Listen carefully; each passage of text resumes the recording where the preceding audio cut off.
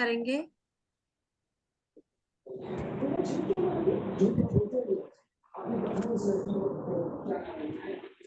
तीन भुवन में सार तेरा विज्ञानता, शिव स्वरूप शिव का नमः योग समाधि के।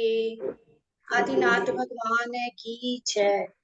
द्वादशांग जिनवाणी माता की जय। जय। जैन धर्म की जय। हमारी तीसरी ढाल चल रही है 6 ढाला में से। पंडित दौलत राम जी इसके रचयिता हैं और वो हमें अभी तत्वों की चर्चा, तत्वों के बारे में समझा रहे हैं। इसमें अभी तक कौन कौन से तत्व पढ़ चुके हैं? उसमें से हमने अभी जीव तत्व पढ़ा है, तत्व पढ़ा है, फिर उसके बाद में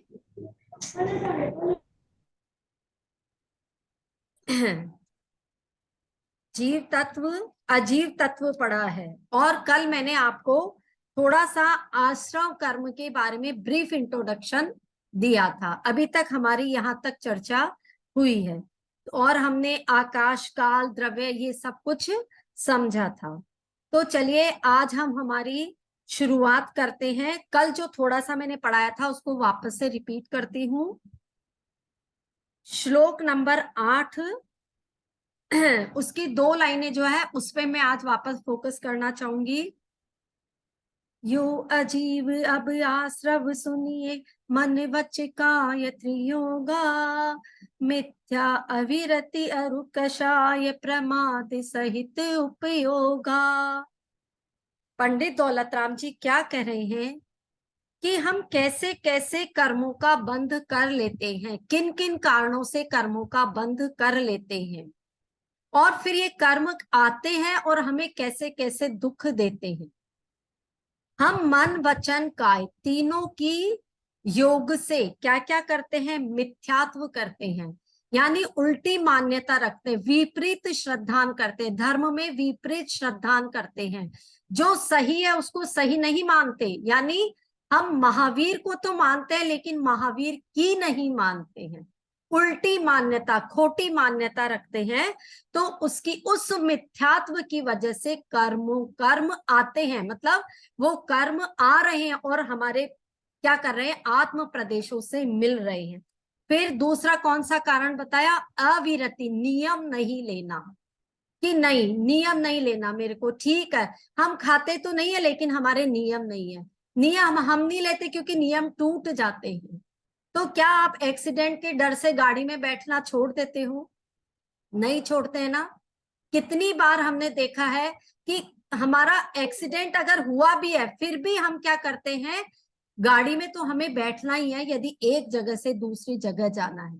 चलिए मान लीजिए किसी कारण से आपका नियम टूट भी गया है तो उसका प्रायश्चित लेकर के क्या कर सकते हैं? हम वापस हमारे नियम को सुचारू रूप से चालू रख सकते हैं। और क्या करते हैं? मन वचन काय से कषाय करते हैं, क्रोध मान माया लोभ। हम कम से कम 25 प्रकार की कषाय हैं जो करते हैं।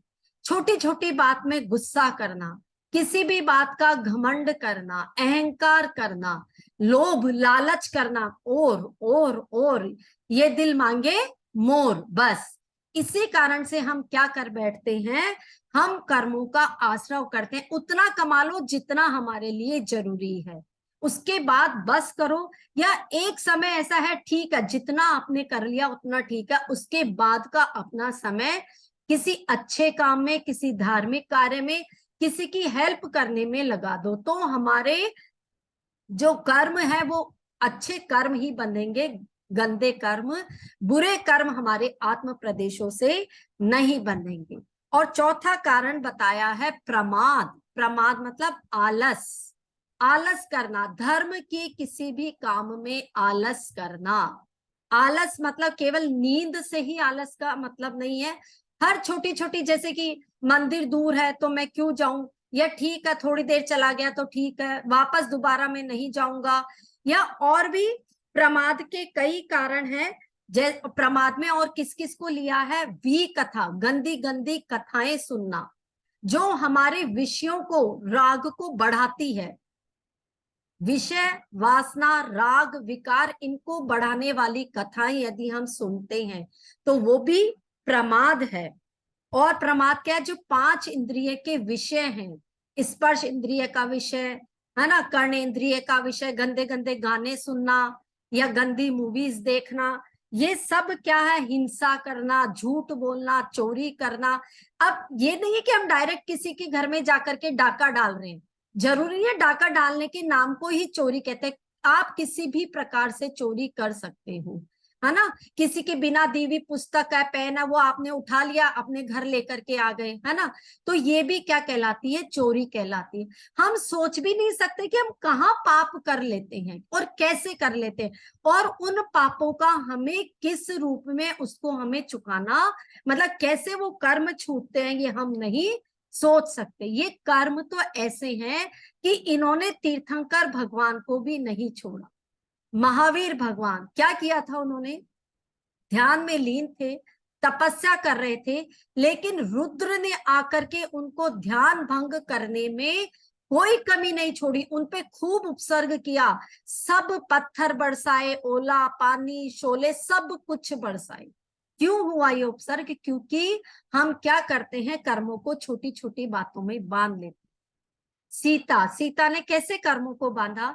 एक उसने क्या किया, जब वो छोटी थी तो एक तोती थी और वो तोती प्रेग्नेंट थी, तो उसको वो तोती अच्छी लगी, वो कोई अपने तोते से बात कर रही थी, तो उसे लगा कि ये मेरे ही बारे में बात कर रही है, तो उसको लगा कि मैं देखती हूँ कि ये सही बोल रही है या गलत। उसने उसको पिंजरे में बंद कर लिया, पिंजरे में बंद कर लिया, और वो बेचारी तोती तड़प तड़प करके मर गई। क्यों? क्योंकि उसको तोते से अलग कर दिया।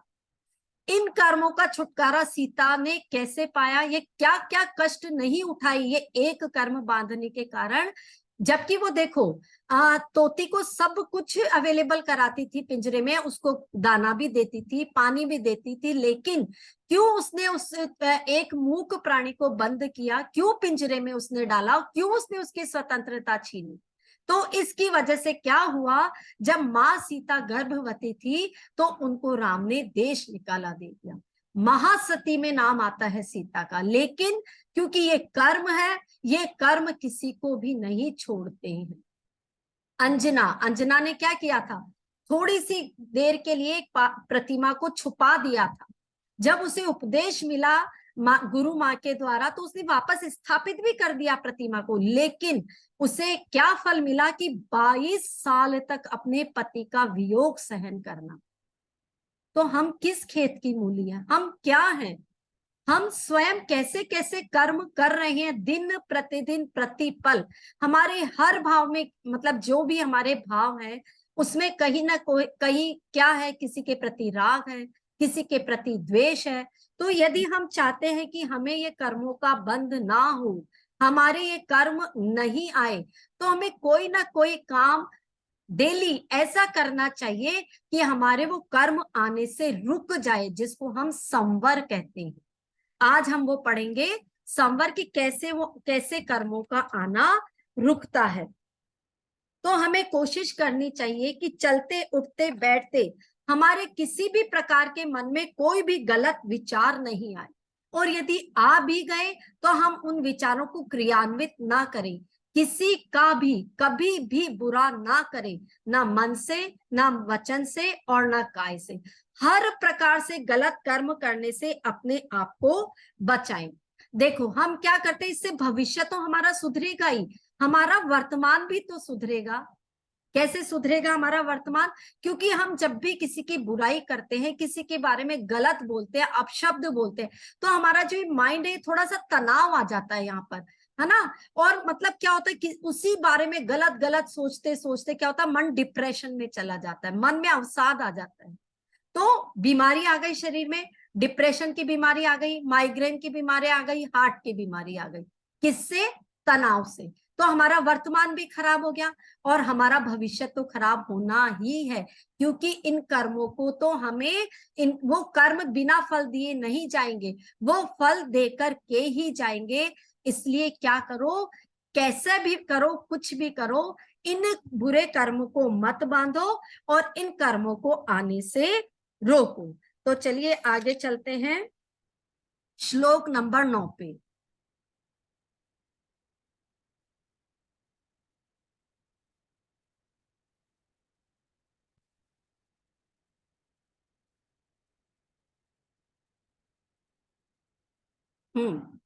देखिए, ये ही आत्म को दुख कारण, ताते इनको तजिए, जीव प्रदेश बंधे विधि सो बंधन कबू न सजिए, शम दम तेजो कर्म न आवे, सो संवर आदरिए, तप बल ते विधि झरन निर्जरा, ताहि सदा चरिए, ताहि सदा चरिए। कितनी गजब की बात कही है पंडित दौलत राम जी ने। क्या कह रहे हैं? ये ही आत्म को दुख कारण, हमारी आत्मा की दुख का कारण ये ही है। ये ही क्या?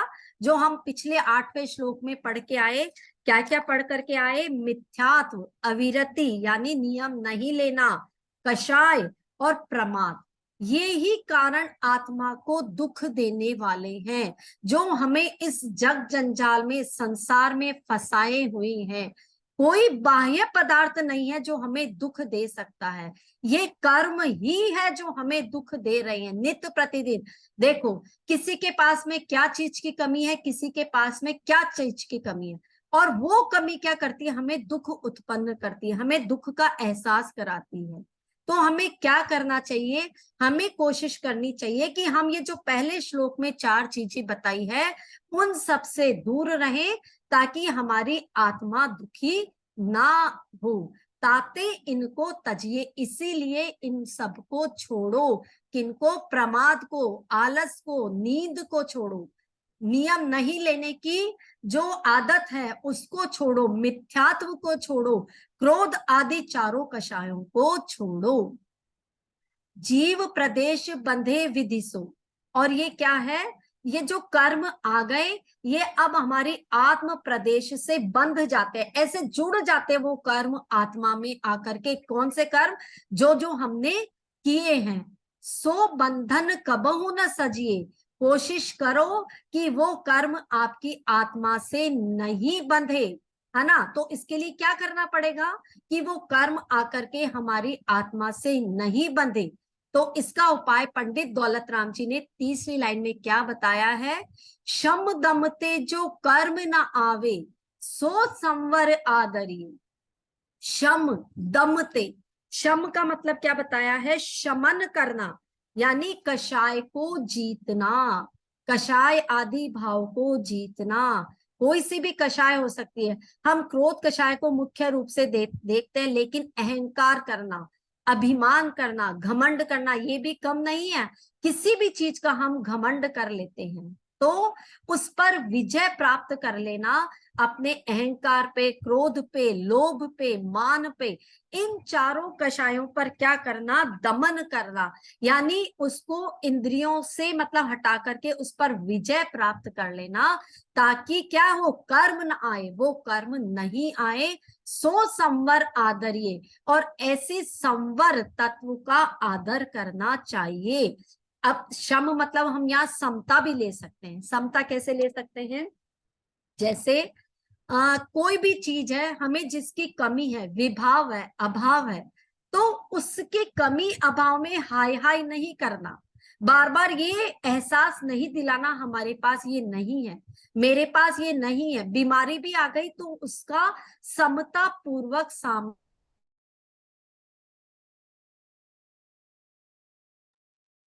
आवाज आ रही है? हाँ ठीक है। हाँ, तो मैं बता रही थी कि समता पूर्वक क्या करना? समता पूर्वक उन सारे कर्मों से बचने की कोशिश करना जो हमें दुख दे रहे हैं, या जो हमारे को कोई विकार आ रहा है, बीमारी आ रही है, किसी प्रकार का कोई दुख लग रहा है, किसी के पास घर नहीं, किसी के पास गहने नहीं, नहीं, ये चीजें दुख का कारण नहीं है। इन सब चीजों को समता पूर्वक सहन करो, तो वे कर्म क्या है? आकर के हमसे नहीं बंधेंगे। सो संवर आदरिए। फिर आगे क्या कह रहे हैं, अब ये और कैसे छूट सकते हैं, अभी तो कर्मों का आना रुका है जिसको हमने संवर बोला है। अब आगे कहते हैं पंडित दौलत राम जी, तप बलते विधि झरन निर्जरा ताहि सदा आचरिए। तप बलते विधि झरन निर्जना, यानी तपस्या से, तपस्या कैसी तपस्या करना, पर्वतों पे जाकर के तप करना है क्या?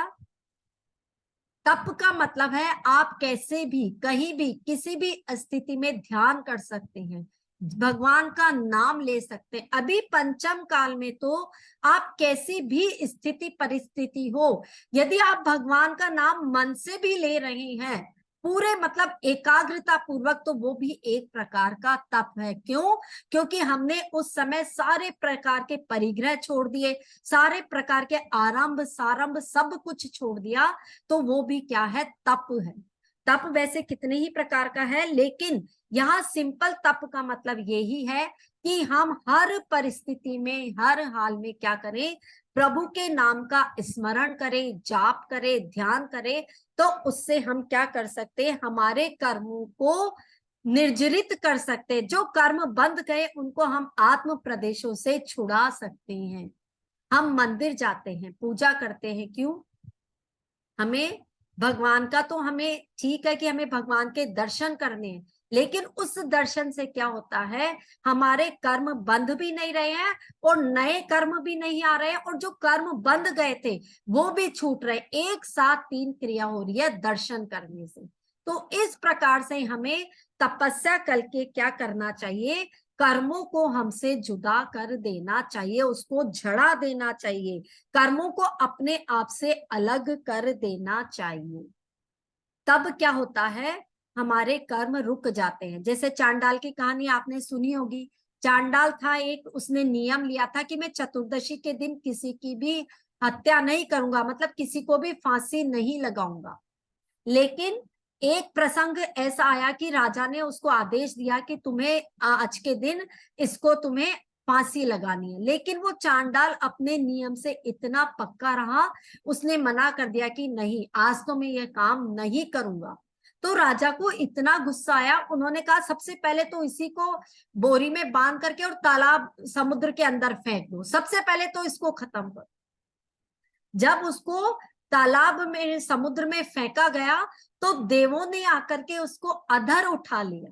किसकी महिमा है ये, कि उसने एक नियम लिया, अपने कर्मों को, बुरे कर्मों को आने से रोका और अपने बुरे कर्म झाड़ दिए, तो देवताओं ने भी आकर के उसकी रक्षा कर ली। ये होता है प्रमाद छोड़ने का, नियम लेने का फल। इसलिए हमें क्या करना चाहिए, जो जिन धर्म में ये तत्व बताए गए हैं, कौन कौन से, जीव, अजीव, आश्रव, बंध, संवर, और मोक्ष। मोक्ष अब पढ़ेंगे हम। तो इस प्रकार से, इसीलिए इन तत्वों को सुनना समझना बहुत जरूरी है। बिना इन तत्वों को समझे हम क्या नहीं कर सकेंगे, अपनी आत्मा का कल्याण नहीं कर पाएंगे। तो तप बलते विधि झरन निर्जरा ताहि सदा आचरिए, इसलिए उनका सदा, उसका आचरण करना चाहिए। किसका? निर्जरा का। हमेशा सतत यही प्रयास करना चाहिए कि हमारे कर्म कैसे भी हो, जैसे भी हो, हमें इन कर्मों को अपनी आत्मा से अलग करना है। चलिए श्लोक नंबर 10 लेते हैं।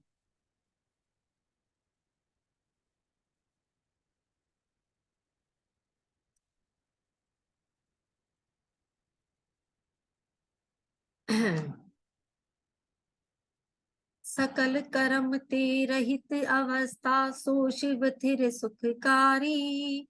यह विधि जो सरधा तत्वन की, सो समकित व्यवहारी।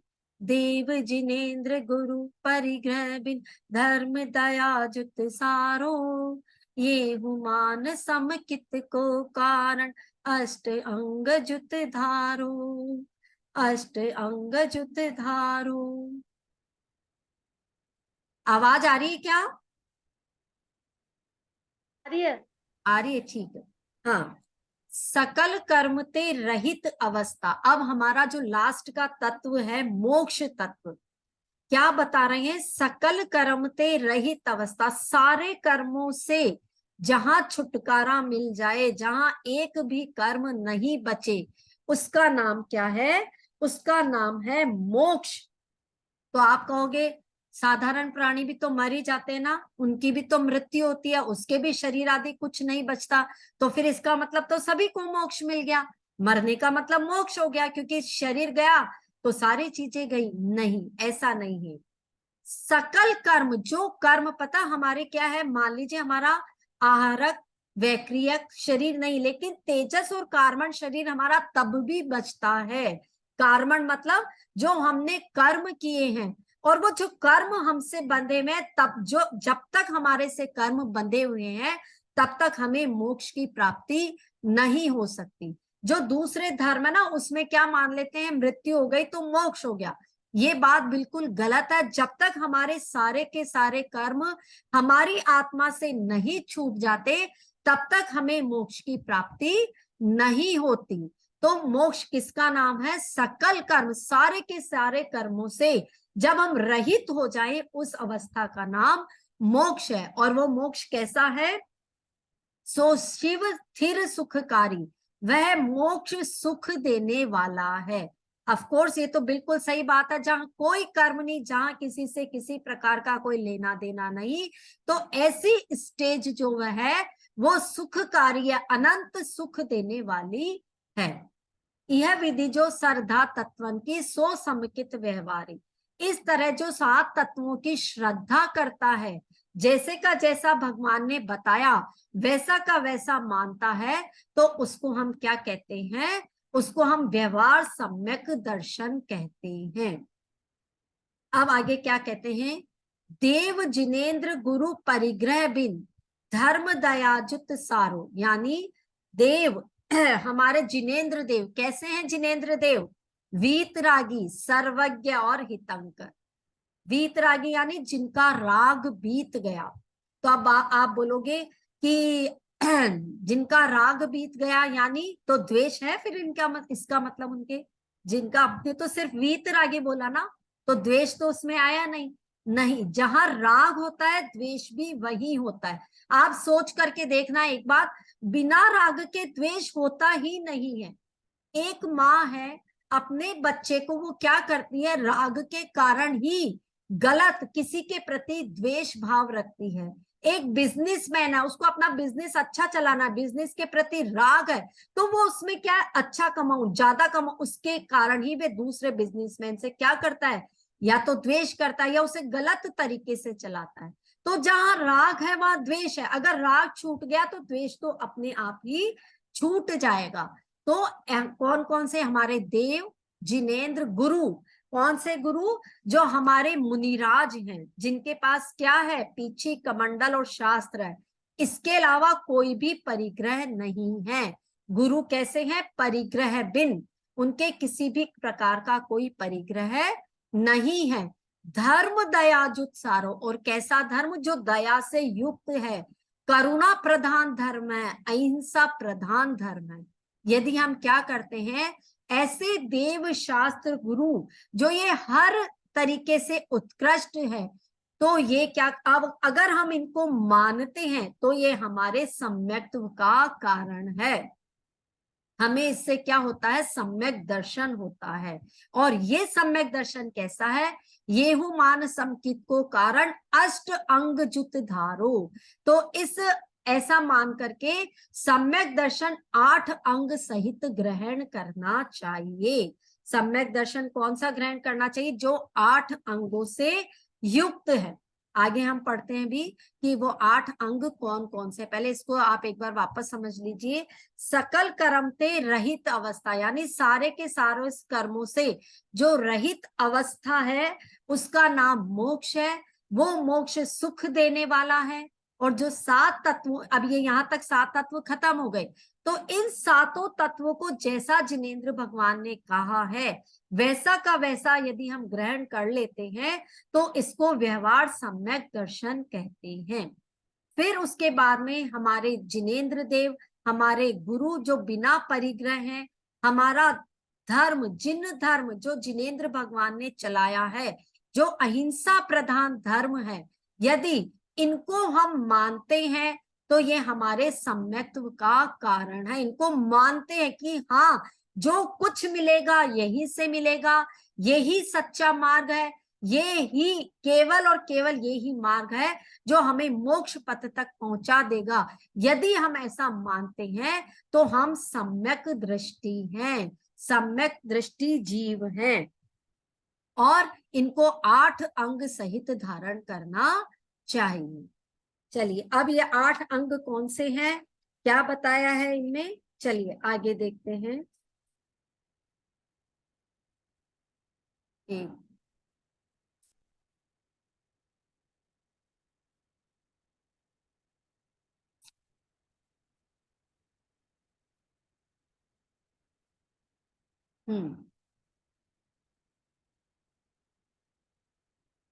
देखिए, वसुमद्टारि निवारि त्रिषटता, षट अनायतन त्यागो, शंकादिक वसु दोष बिना, संवेगादिक चित्त पागो, अष्ट अंग अरु दोष 25 तिन संक्षेप कहिए, बिन जाने ते दोष गुणन को, कैसे तजिए गहिए, कैसे तजिए गहिए।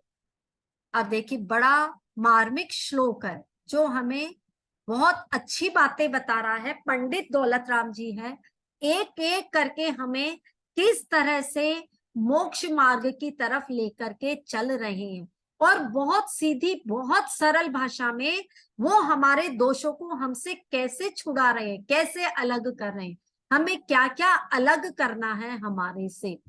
तो देखिए, वसुमद टारे, 8 प्रकार के मदों को छोड़ना है। इनका नाम अगले श्लोक में आएगा। अभी ये समझो कि 8 प्रकार के मदों को, मद को, घमंड को छोड़ना है। फिर क्या होगा,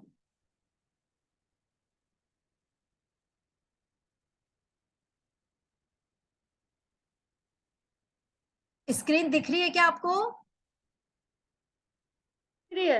दिख रही है? अच्छा, मेरे यहाँ से गायब हो गई है, एक मिनट। चलिए मैं वैसे ही समझाती हूँ, है ना। हाँ, तो 8 प्रकार के मदों को छोड़ना है। त्रिशठता, 3 मूढ़ताओं को छोड़ना है। मूढ़ता मतलब किसको कहते हैं, कि किसी की देखा देखी कर लेना, बिना विवेक से कोई भी काम कर देना, बस तुमने किया तो मैंने भी कर लेना, पता नहीं है कि क्यों कर रहे हैं, क्या कर रहे हैं, तो उसको क्या बोलते हैं, मूढ़ता बोलते हैं। तो 3 प्रकार की मूढ़ताओं को छोड़ना। षट अनायतन त्यागो, 6 प्रकार के अनायतन बताए गए हैं।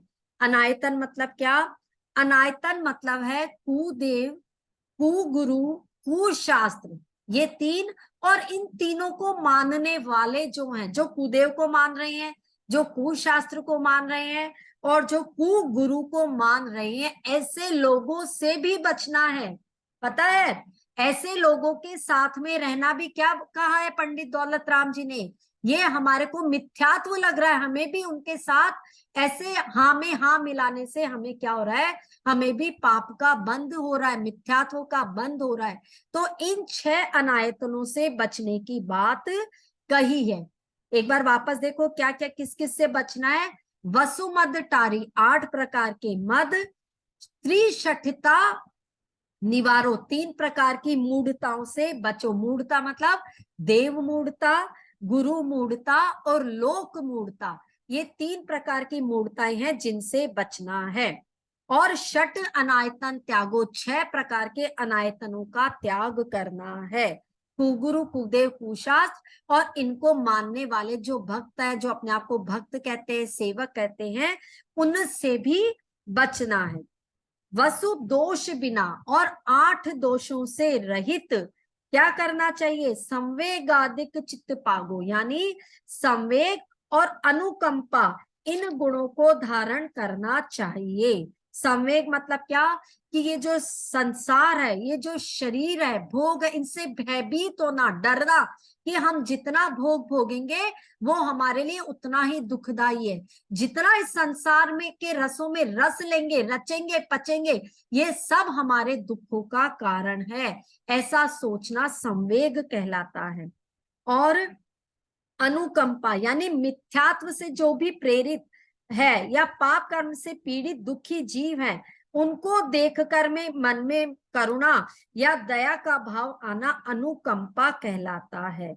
अब किसका किसका आया है कि किसी पर, ऐसे व्यक्ति पे अनुकंपा नहीं करना जो कि गलत मार्ग में जा रहा है, गलत देव को पूज रहा है, गलत शास्त्र को मान रहा है और अपने आप को कह रहा है कि भाई मैं तो देखो ऐसे करता हूं लेकिन फिर भी मैं दुखी हूं।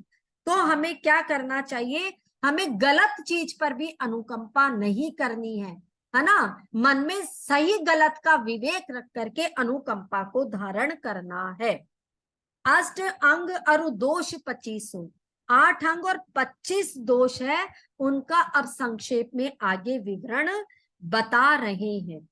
बिन जाने थे, बिना समझे दोष गुणन को, दोष और गुण को कैसे तजिए गए, किस प्रकार त्याग और किस प्रकार ग्रहण किया है। यानी पंडित दौलत राम जी कह रहे हैं कि आप पहले ये समझो तो सही कि गलत मार्ग क्या है और सही मार्ग क्या है। बिना जाने अगर आपने किसी चीज को छोड़ दिया तो ये हो सकता है कि बाद में आप उसको वापस ग्रहण कर लो। तो ऐसा नहीं सोचना कि जिस मार्ग पे हमें जाना नहीं मैं उसकी बात ही क्यों करूं, नहीं, सही और गलत दोनों चीजों को सुनो, समझो, उसके बाद में उस चीज को क्या है छोड़ो, तब जाकर के वो चीज आपको फलदायी होगी। जैसे हमने कहा रात्रि भोजन छोड़ो, छोड़ दिया, अच्छी बात है, कंदमूल छोड़ो, छोड़ दिया, अच्छी, लेकिन इसके पीछे कारण क्या है, लॉजिक क्या है, क्यों छोड़ना है, ये जानो समझो, उसके बाद में इसको छोड़ोगे तो आपको इसका डबल पुण्य मिलेगा और बाद में आपको इन चीजों को अपनाने की मतलब मन में तनिक भी विचार नहीं आएगा, किसी भी कभी भी गलत विचार नहीं आएगा। तो इस तरह से आज हमने पढ़ा कि मोक्ष क्या है और उसके बाद में हमें देव शास्त्र गुरु पर किस प्रकार श्रद्धान करना चाहिए, वो कैसे व्यवहार सम्यक दर्शन का कारण है, हमें किस प्रकार से 8 प्रकार के मद, 3 मूढ़ताएं, 6 अनायतनों को छोड़ना है, संवेग और अनुकंपा को अपनाना। अब इनका आगे वर्णन आएगा, ये 8 मदों का 3, तो ये हम आगे पढ़ेंगे। आज के लिए इतना ही, सबको सादर जय जिनेन्द्र। चलिए मैं जिनवाणी स्तुति करती हूँ। हे जिनवाणी भारती तो ही जपो दिन रैन, जो तेरा शरणा गए सो पावे सुख चैन, जावाणी के ज्ञान ते सूझे लोकालो, सो वाणी मस्तक धरो सदा देत हूँ धो, देव भजो अरहंत को गुरु सेवा निर्ग्रंथ, दया धर्म पालो सदा यही मोक्ष का पंथ। सबको सादर जय जिनेन्द्र। आप सभी स्वस्थ रहें, मस्त रहें और तंदुरुस्त रहें और कल फिर मिलते हैं एक नई ऊर्जा के साथ और जैन धर्म का एक और नया अध्याय जानने के लिए। तब तक के लिए सबको सादर जय जिनेन्द्र। जय जिनेन्द्र। जय जिनेन्द्र। हाँ, मेरे को आज स्क्रीन दिख नहीं रही है बिल्कुल भी। एक मिनट।